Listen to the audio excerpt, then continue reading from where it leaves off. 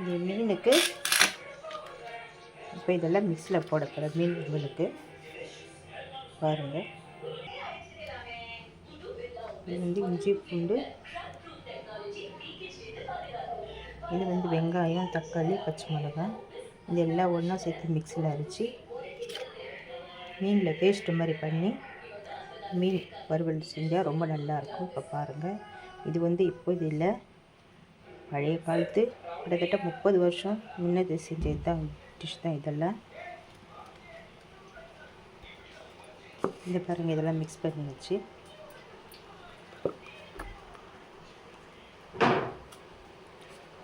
இந்த பாறை மீனுன்றாங்க.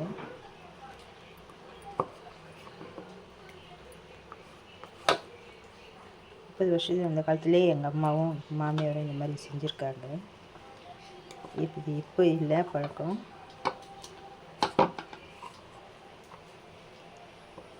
இப்போது இதோட கொஞ்சம் சால்ட்டு,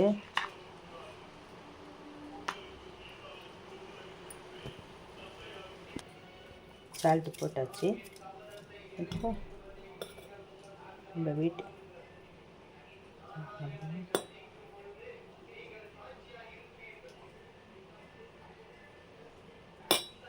இதோட வெறும் மிளகாத்தூள் கொஞ்சம் போடலாம்.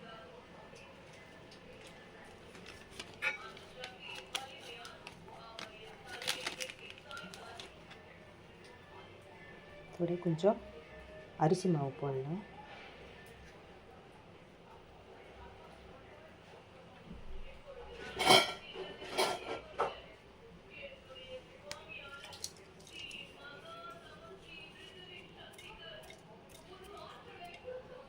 இதெல்லாம் சேர்ந்து இப்போ பிசைய போகிறேன் பாருங்கள். இதை பாருங்கள், எல்லாம் மிக்ஸ் பண்ணி வச்சுருக்கிறேன்.